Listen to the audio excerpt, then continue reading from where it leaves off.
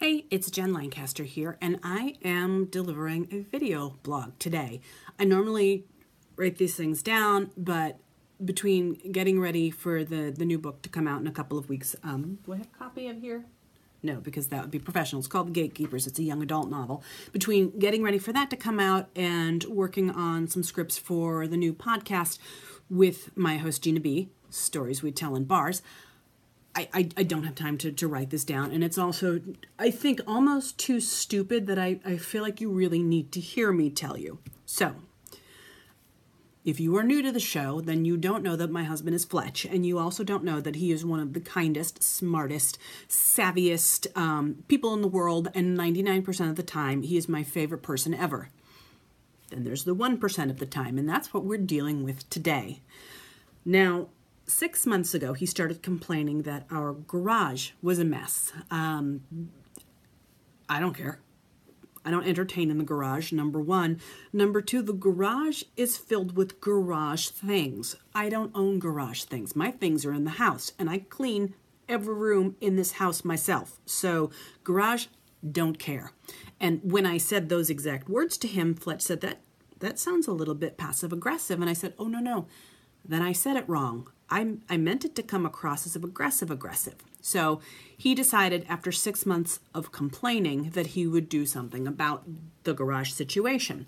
So we do have some things in the garage that were mine, but I'm not using now. We have a lot of durable medical equipment from when I ruptured my Achilles, like those knee scooters and crutches and a wheelchair ramp. And none of those things, God willing, are anything either of us need to use for a very long time. So I said, why don't you donate this stuff? That seems like the right thing to do. And he said, no. We donate a ton of stuff, and we really need to recoup some of our investment from this, especially because you didn't use the wheelchair ramp. Now, I didn't use the wheelchair ramp, and this also falls under that 1%. I didn't use it because somebody doesn't know how to measure. So the angle coming from the garage door to the floor in the garage, since there's a couple steps up, it was like standing on the precipice of an Olympic ski jump. And it was terrifying. So no, I didn't use the wheelchair because somebody can't do math. Actually, two somebodies can't do math. Neither here nor there. Okay, I'm going to shorten this story because I could just go on forever about us not doing math. But I actually wrote a little bit of this out and sent it to my friend Gina B because I wanted somebody else to understand how insane this was. Now I'm going to put on my reading glasses so I make sure I hit all of my points, and you'll notice that I have them fixed with tape, and that is because my head is too fat for my reading glasses, so I had to break them apart and then tape them back together so they'd stay on. So middle age, it's just the best. Anyway. So here's the full version. He was selling the wheelchair ramp for $125. It's about half of what he paid for it. And this woman from out of town, like St. Charles, which is probably an hour and a half from here, said that she wanted it. And he talked to her off and on for a couple of weeks. And, she'd keep checking in like, hey, is that still available? Is it still available? And she finally decided she was going to come up yesterday. And what was odd to me was that the woman didn't haggle. Now, if you've ever done any business on Craigslist, whether you're selling, whether you're buying, you always haggle. I mean, I don't because I'm horrible at it, but every other person in the universe does. So that struck me as strange. Like, so you're getting your full asking price. Huh. Okay. Then she was supposed to be here at 2:15 and she showed up yesterday at 1:30. Now, that was odd to me also because Lake Forest is far away from anything. And if anyone is coming here, you automatically add 45 minutes on. Nobody's ever early because the traffic here is just outrageous. So in my head, because my head is very, very paranoid and I see conspiracies everywhere, I thought, this is odd. I feel like this woman is trying to catch him off guard. So he had just gotten out of the shower, had just gotten dressed, and I said, I think that we should donate this. I want no part of your circus. I want no part of your monkeys. So he went outside to deal with the transaction. Now, he put the wheelchair ramp in her car, which is this little Jetta. He said that she was this, middle-aged lady, blonde hair, sort of soccer mom-ish, maybe a little bit older than us.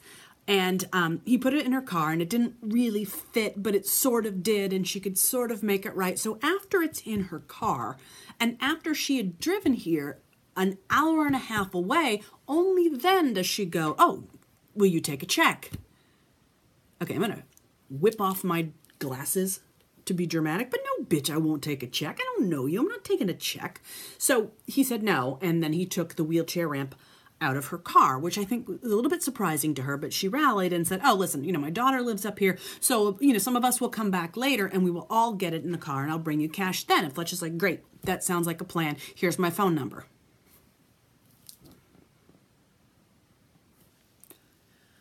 So he was actually going out, he was meeting his boss out for drinks. So he said to her, I'm not going to be here, but if you come back later, my wife will be here. And I said to him so what you're telling me is you told a stranger from Craigslist to come back with other people at night when you're not here to deal with me. That's what you told her. That was your home run swing. That was your plan. And he said, yeah, it's fine. She was driving a Jetta. She was all right. It was fine. I'm like, okay, that seems like a good idea to you. And his rationale for trusting her is that she was driving a Jetta and wearing tennis shorts, because no criminal mastermind would ever wear tennis shorts. And they would certainly never either, number one, write a bad check, or number two, write a small dollar amount check to get banking information now that she already has your name and your address and the other bits of your identity. So I said, Fletch, you understand this person is never coming back, and if they did come back, they would bring people and they would create a distraction so they could come in the open garage door while you're out front dealing with them. He's like, no, that couldn't possibly be. Okay, we both enrolled in the Citizens Police Academy in Lake Forest back over the spring, and we learned of incident after incident that happened exactly like this in this town, from the Ramnichel, because gypsies is a slur, you can't say gypsies, but from the Ramnichel that do this exact thing. And particularly, I think somebody selling durable medical equipment in this town, I think they just assumed that they would be old people that they could take advantage of. Well, they didn't know that they had a crime fighter in their midst. So, long story short, we did not sell the wheelchair ramp yesterday, and I told Fletch I would bet him $100 million, for which I would write him a check if I were wrong, that she wasn't going to get back in touch and that he would never hear from her again. Guess who won?